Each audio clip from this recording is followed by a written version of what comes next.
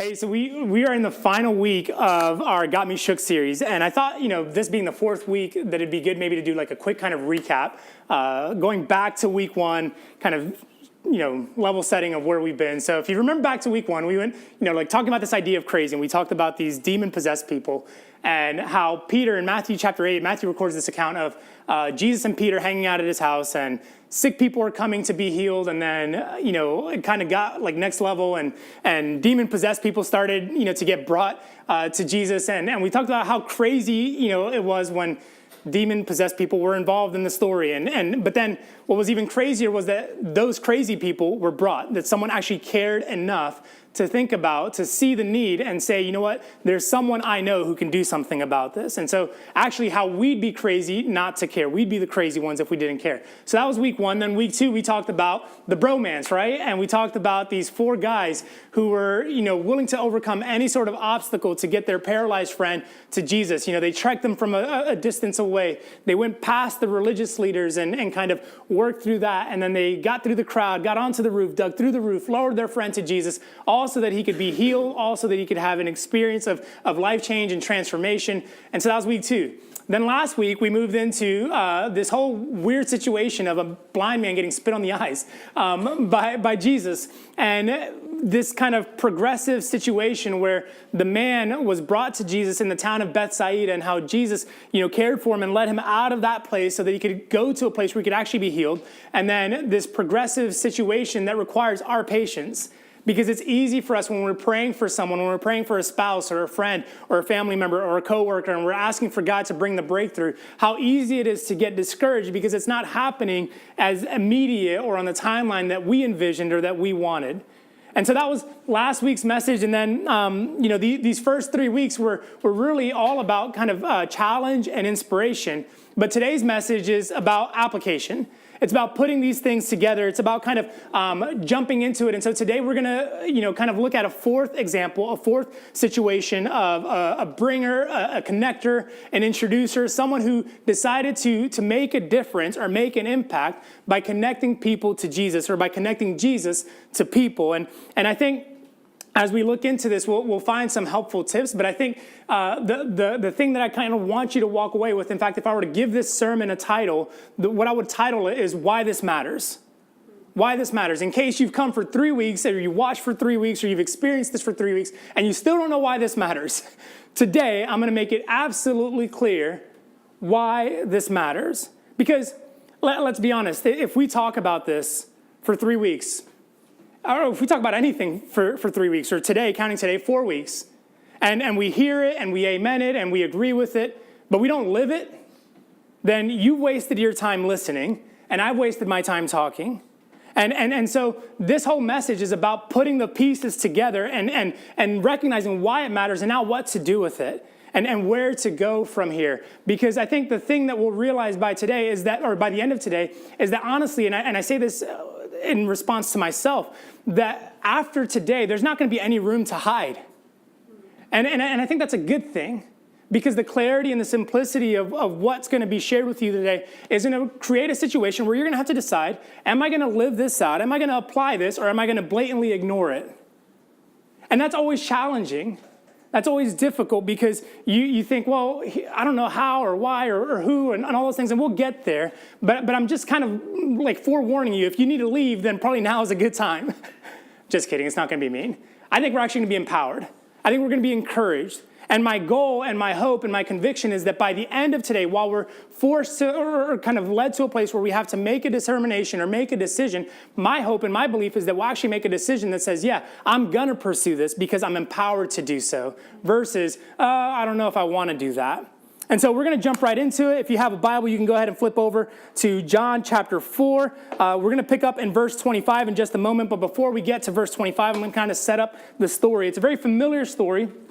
And if you couldn't pick up on this, then you're going to know, or if you did pick up on this, I should say, then you're going to know it's the story of the woman at the well.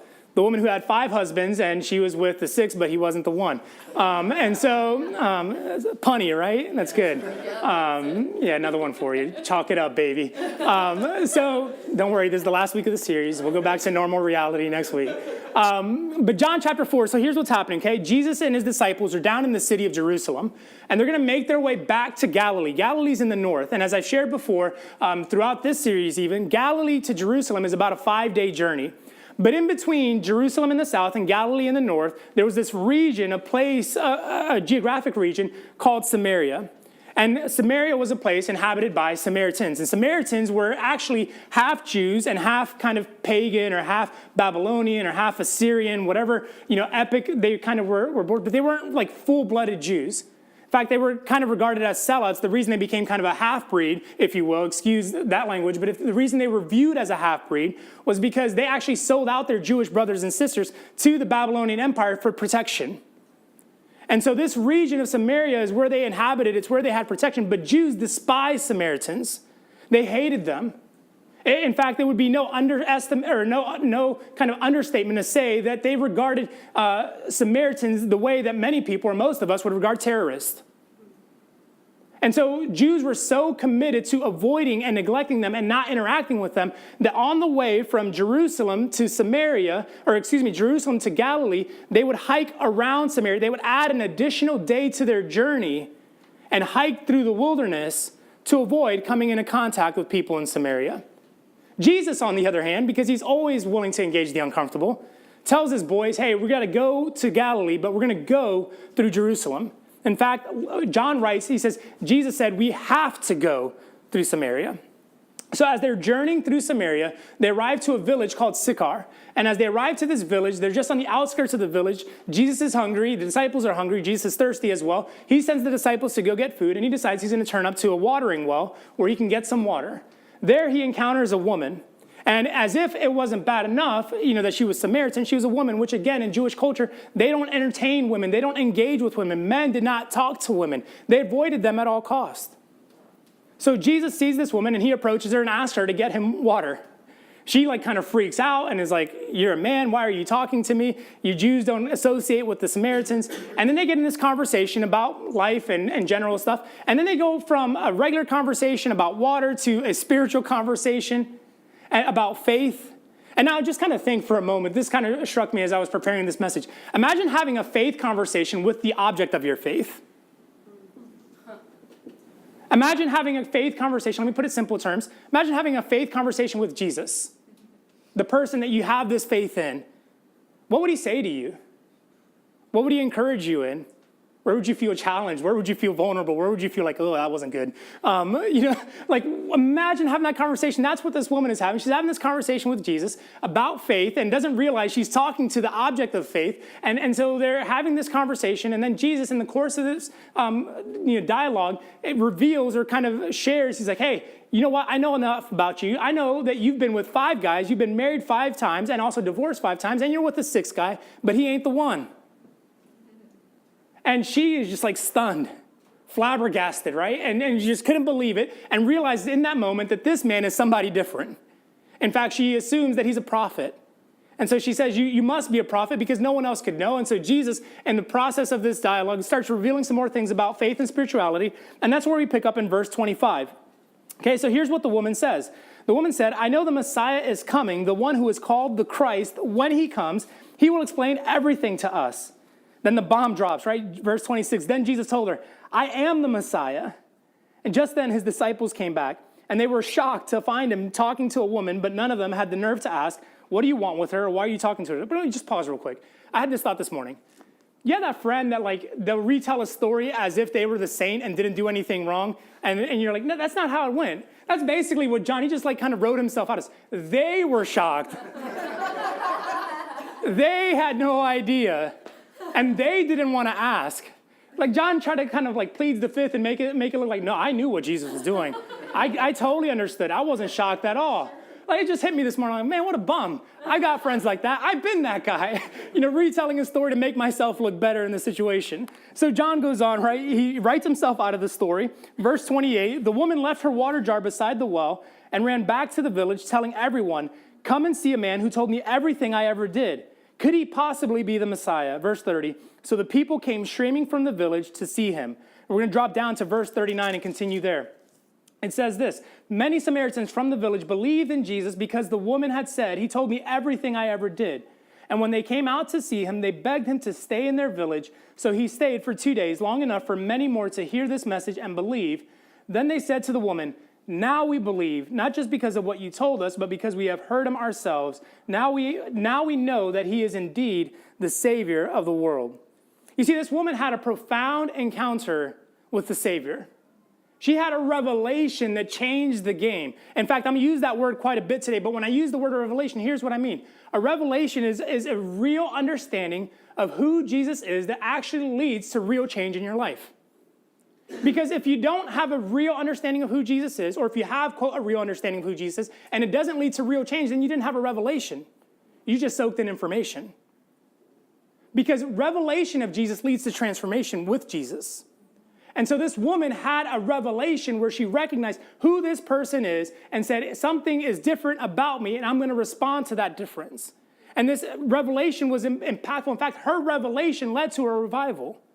It led to a whole village being transformed. It led to a whole village being significantly changed. But there's something about her. There's something about her as the connector, as the introducer, as the bringer, as the person who just kind of saw it that really stood out. And what I want to do is kind of just share quickly with you guys 3 thoughts or 3 notes about her revelation. And so I'll give it to you straight. Here's the first one.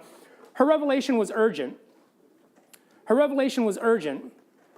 You know, verse 28 says that as soon as Jesus revealed himself as the Messiah, she ran back to the village. Immediately, John writes, she went back to the village.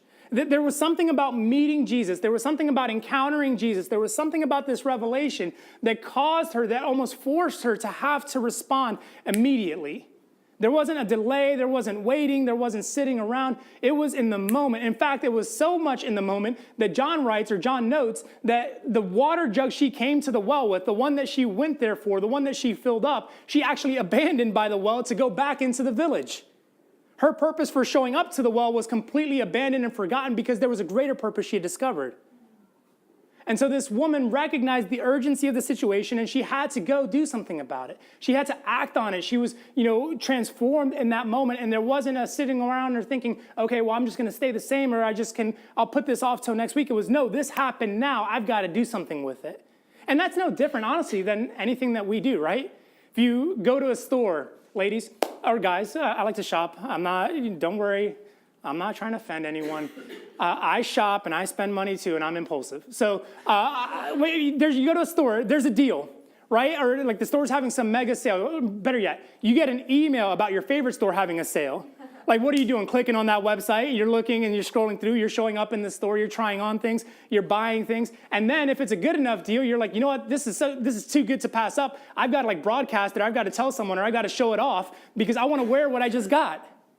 And if someone says, it's funny how we do this, right? Like, someone's like, wow, that's really nice. Oh, girl, I got this at such and such place. It was this much. They didn't ask about where you got it. They didn't ask how much it cost you. They didn't ask, if they have other sizes available. They didn't ask how long the sale's going. But we just start broadcasting it. It's like urgent, right? When you experience change and transformation, you all of a sudden, you just got to tell everybody. You just got to move on it. There's an immediacy to it.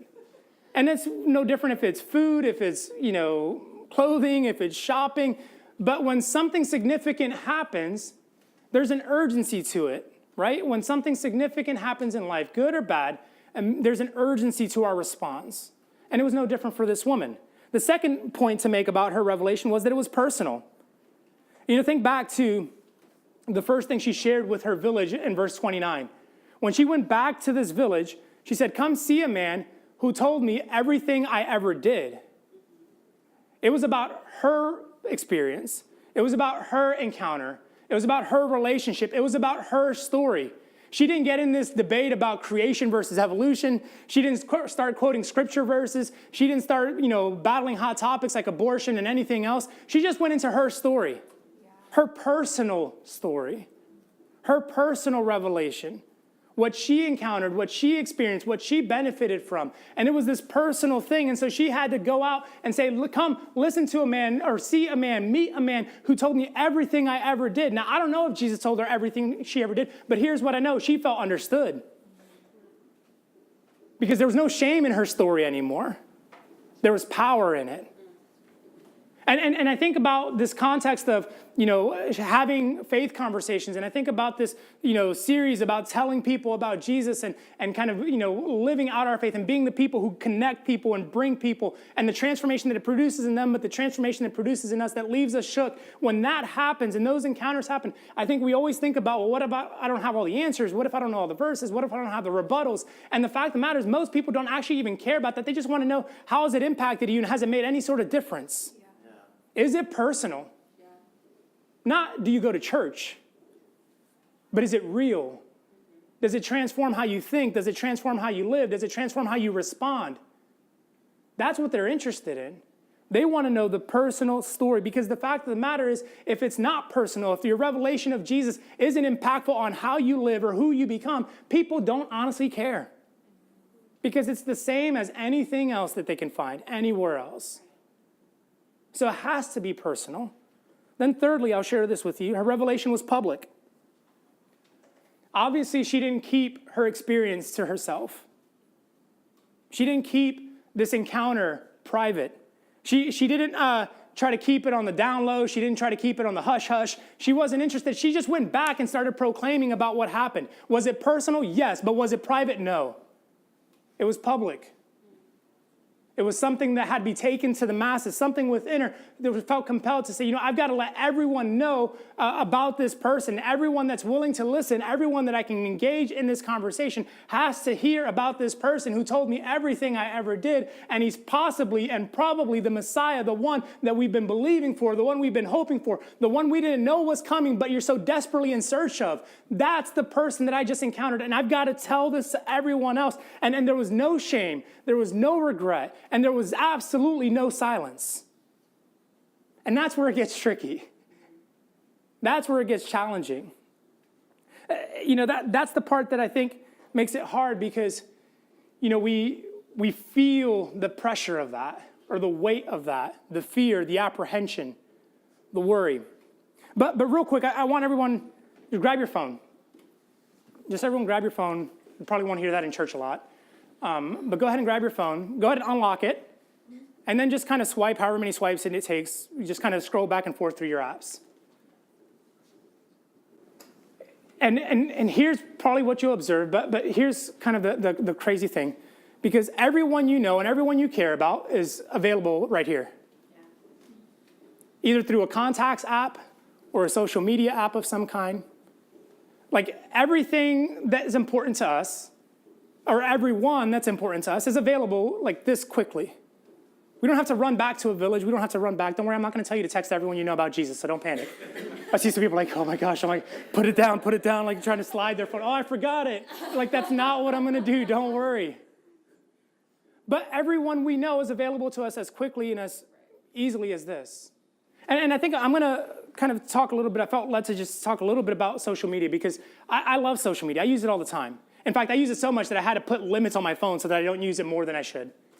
But social media is one of those things that, honestly, is just a public broadcasting tool. Even if your profile is private, it's still public to the people that you've allowed it to. And so on social media, we use it to publicly broadcast things that matter to us. We use it to broadcast where we're eating. We use it to broadcast where we're hanging out. We use it to broadcast who we're hanging out with. We use it to broadcast random things that are funny, that make us laugh. We use it to broadcast something that's significant or important. And we broadcast every single day. Most of us use social media. And if we're not broadcasting something, we're watching what other people are broadcasting. But every single day, we do that right through this device. And for the most part, we're willing to share publicly things that are significant.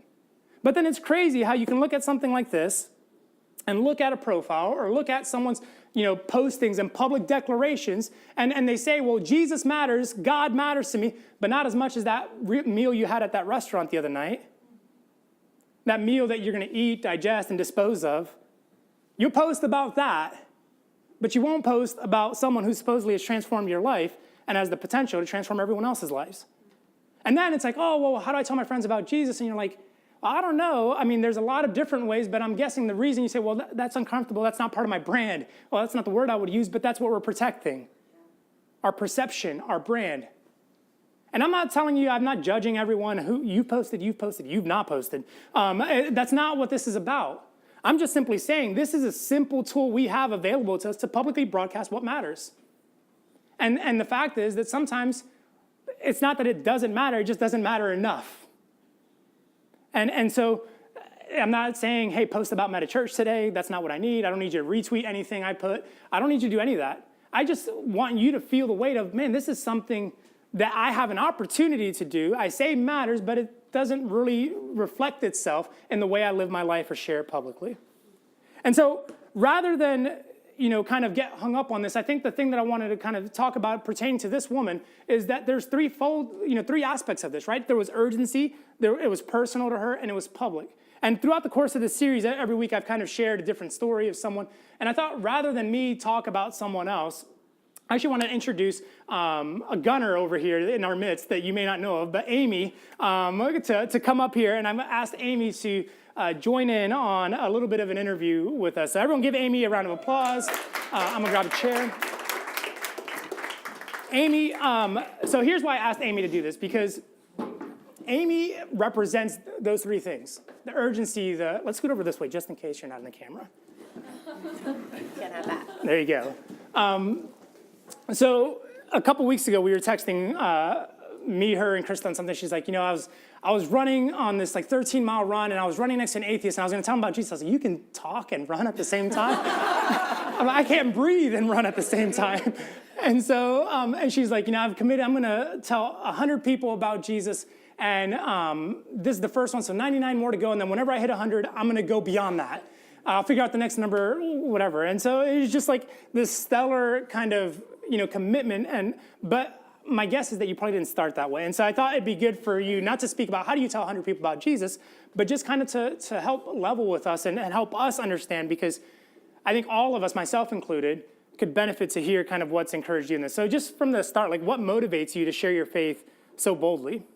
I think first I was really convicted that I wasn't doing it. It was very clear, that God wants us, our purpose is to spread His gospel. Yeah. And if you truly believe, your life is better and other people's life could be better because you know Jesus, and you're not sharing it, then you have to, check yourself a bit. Yeah. And so I just became really convicted that I was, especially in the city where nobody knows Jesus, and I'm with all these people, and if I keep my mouth shut, it says something about how much I care about them. Yeah.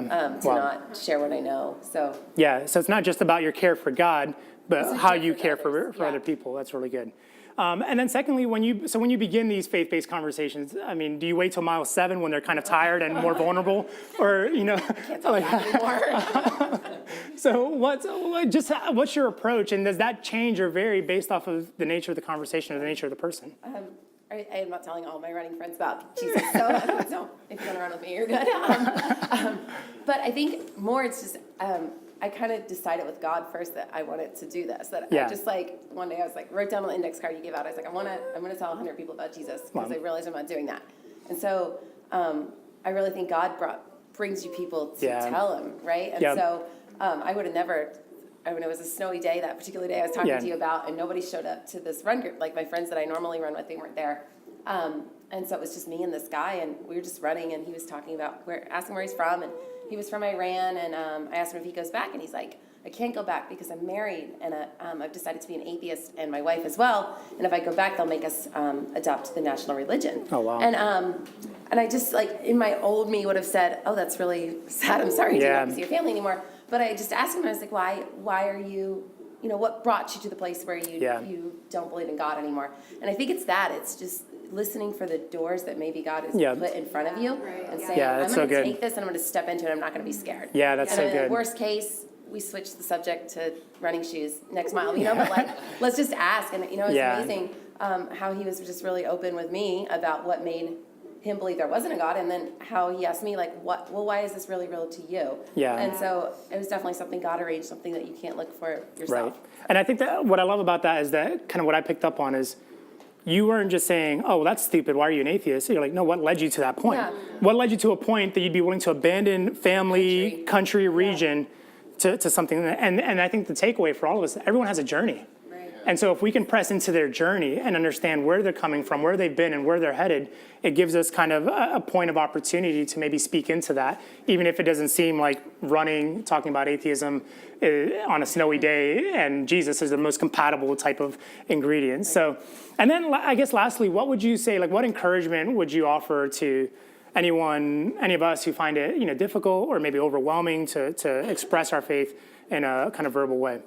I think, if it's real to you, and you can tell people about what's happening in your life, that's a lot easier to talk to than to say, like, this is the 7 points that you need to go to heaven. You know what I'm saying? So if it's real enough to you and you become authentic to the person you're talking to, then they're going to hear what you say and they'll see that that's something that's really happened in your life. Right. And they're more interested in the story than in the facts. I mean, this guy that I was talking to, he led off by saying, like, people that believe that, they're crazy. They don't believe in science, But he was interested in hearing what my story was because I was an authentic human to him. That's so good. And so, just relating what you know is true and how God's changed your life will impact other people, even if they're not interested in becoming a Christian.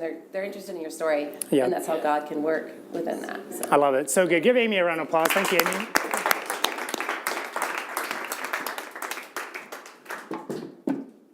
I wanted her to share because I think it's so encouraging when it's, quote, a normal person. And so when it's not your pastor telling you this is what you should do, or when it's like, well, that's easy because you gave your life to Jesus and sold out. Well, technically, we all gave our lives to Jesus, and our commitment to him was that we'd sell out for him. And so with that, again, a series like this, messages like this, it's really easy whenever something like this is preached, that several questions kind of surface. And usually there's kind of a couple at the top that bubble up to the top. And I guess if you were to give them an order, number 1A would be, well, who do I talk to about this? Who do I approach about this? And the short answer is anyone.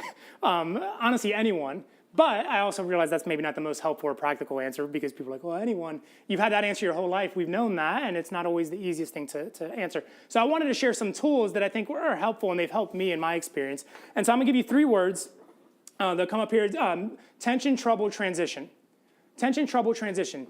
In my experience, what I found is that there are people with different levels of receptivity to not just believing in Jesus, but engaging in a conversation about Jesus.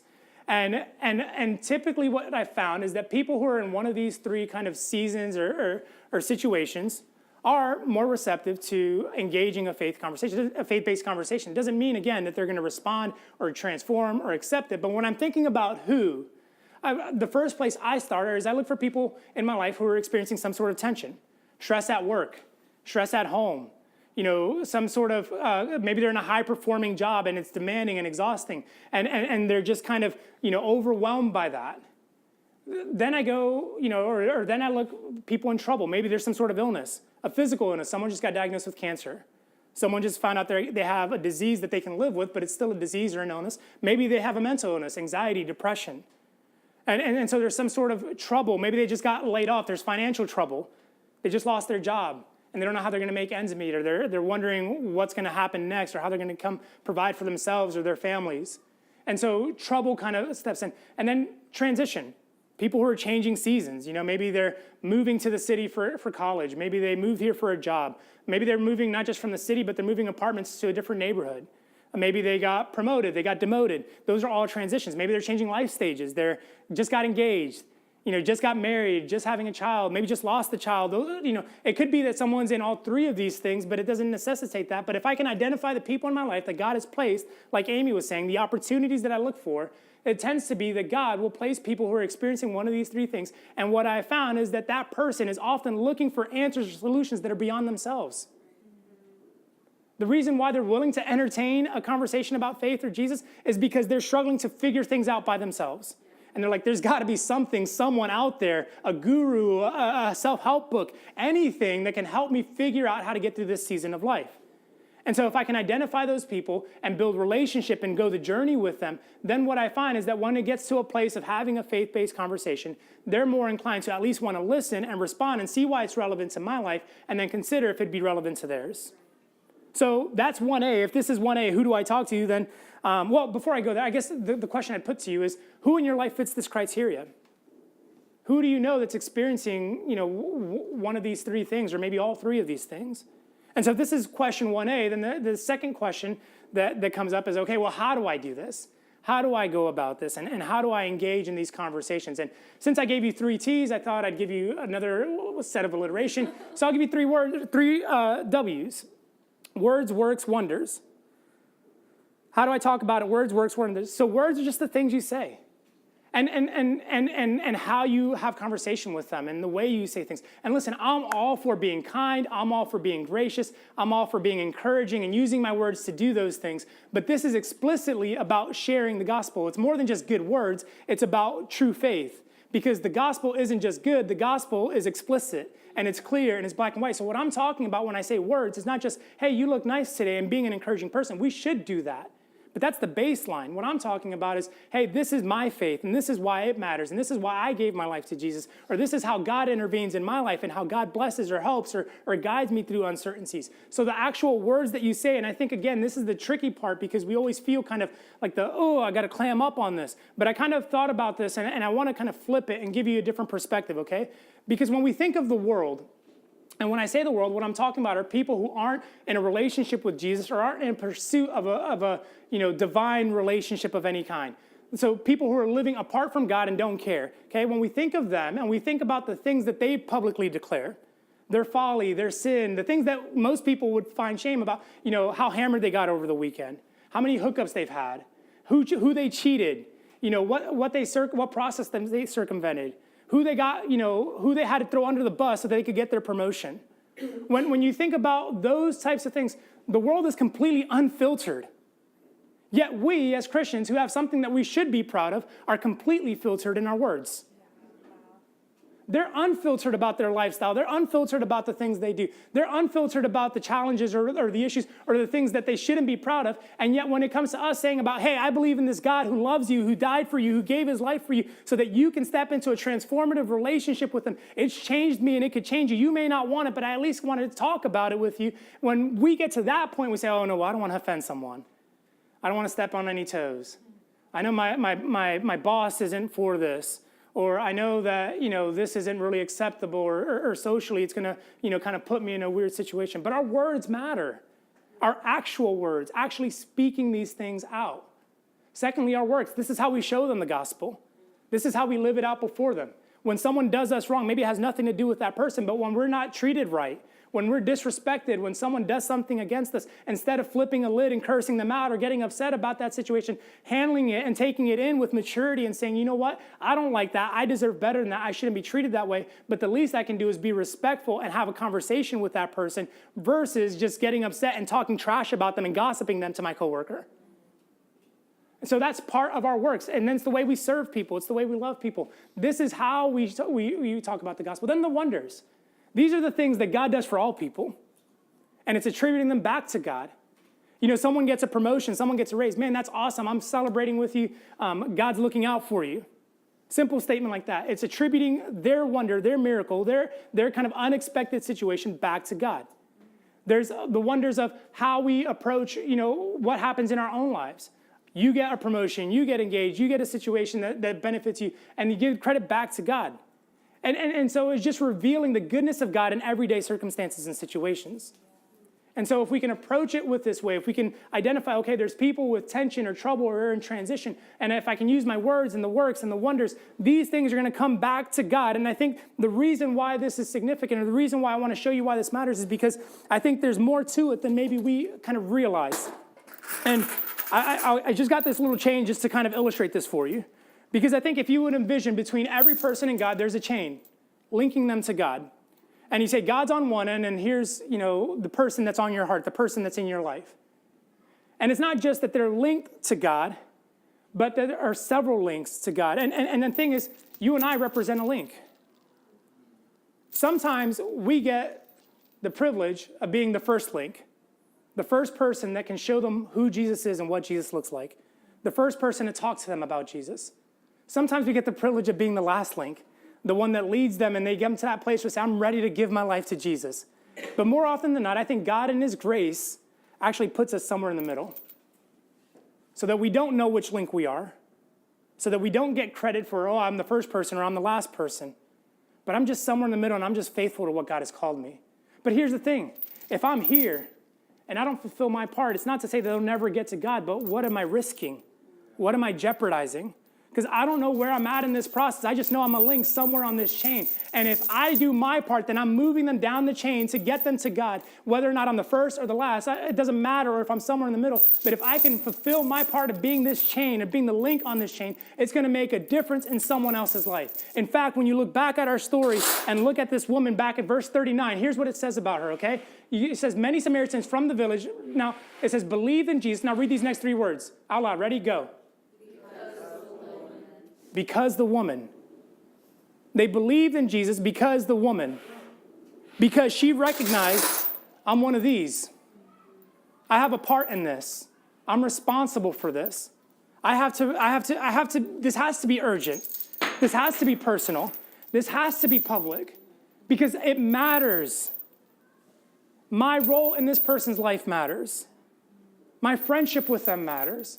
My love for them matters. And it matters because there's a God who they matter to first. Yeah.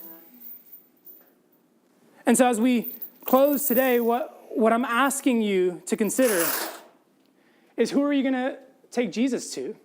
Not theoretically, not hypothetically, but actually.